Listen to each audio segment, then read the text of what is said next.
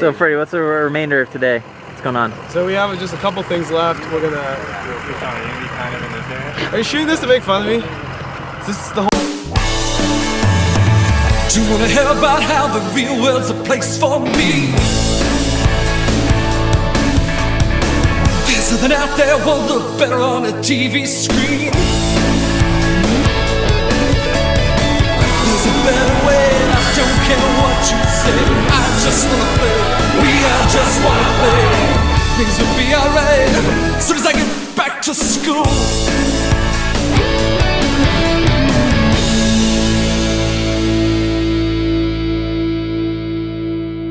This is our Throwback Thursdays.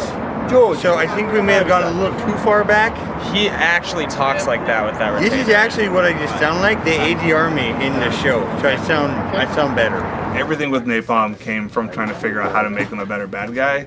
So originally it was like a secret lair, and like Law was like in a hamster wheel. And it was like they were super like Russian. One like of the plot lines was like draining energy juice from people. Kids. Yeah. Their sweat was like it was pretty absurd. It was weird, yeah. And then we were just trying to think like, how do we make the bad guys? We had all those crazy scenarios, like maybe they're more like teenagers and there's like school pranks that all felt kind of lame and just didn't fit in the story. We tried doing like, they killed Cheeto by accident, but everybody would just be angry at us and not Napalm. And then we finally settled on if they hurt Law, weirdly, people will actually not like them. So that's why we came up with like starting to break the fingers, and that kind of started going, where would Law not want to go? It was like, well, obviously Law would not want to work in a corporate office. And then it started shifting to where like Law would totally be in that element. And then to a certain point, once you get kind of narrow in on like what you're doing with Law, you kind of just like let Renzi write something, and it became this like insane corporate world. So here's the thing, I just want to point out, and I pointed this out earlier, but there's a sign in this room that unironically says, train to make it rain. And people look at this all day, every day.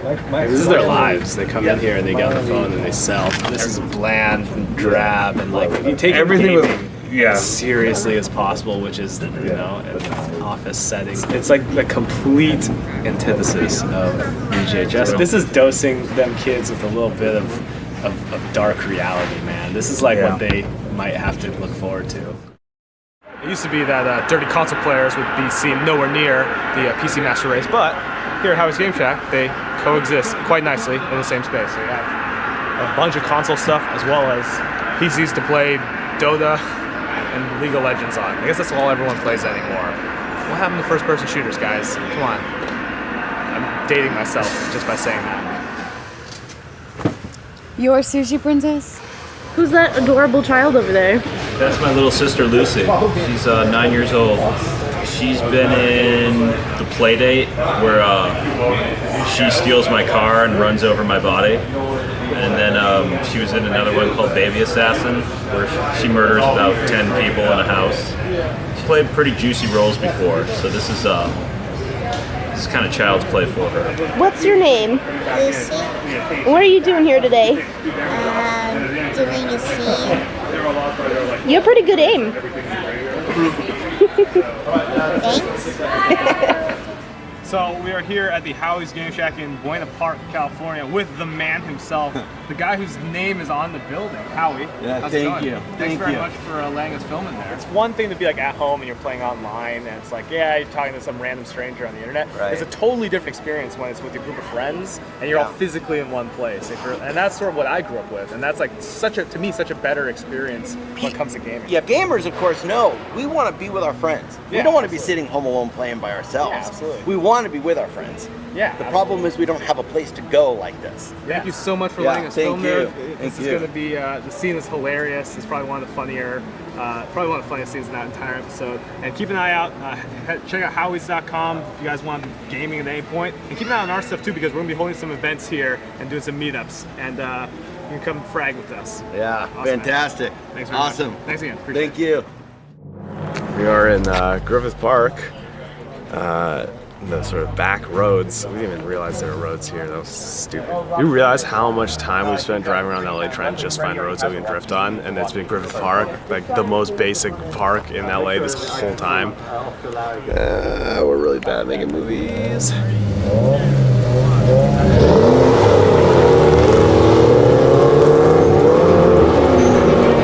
originally we were going to have some shots of just everybody, Jimmy and all the guys driving the cars. Problem is, we realized that these are all manual transmission, and not to cast aspersions on our cast, I know Jimmy can't drive manual. He barely drives. So we're gonna do it with green screen. We're gonna fake all the car stuff, which is actually a little easier. It's a little more controlled, and people can get a little more into it, acting-wise. As soon as we get up here, these two cars will jut over, and then these two cars make it to here. And that's the shot. We have a lot of specific beats here, and you have to know what they are going into the sequence, otherwise you'll just never get in time. You have 5 people who are moving incredibly dangerous vehicles next to each other doing close things. So we knew once we had 5 cars, you had to storyboard it, because all 5 drivers need to be on the same page, the stunt coordinator needs to be on the same page. You can't waste shots, you can't just have cameras in places you don't need them, because everything takes 10 times longer.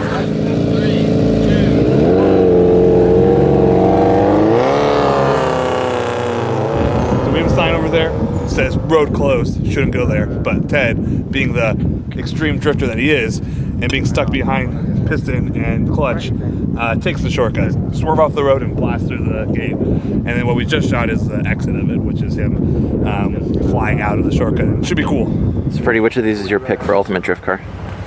Ultimate drift car out of these. I know Ben wants me to say his car because he has his Scion thing here. Greg.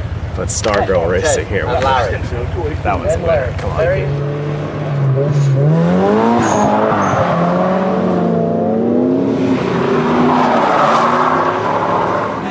Yeah! If you can, definitely break the window of Ben's car. Definitely do it? Okay. Yeah. The force of the camera against the window is probably going to do it anyways. Okay. Bad luck, Ben. I don't know why I volunteered my car for today. And tomorrow. And tomorrow. And possibly the next day. Just say. I'm just every time it does a stunt, it's just like kills me a little inside.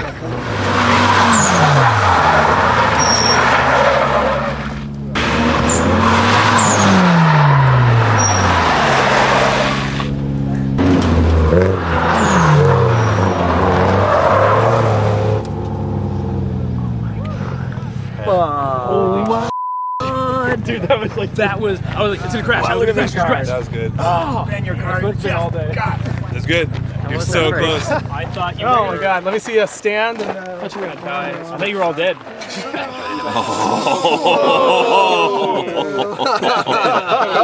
Yeah, that's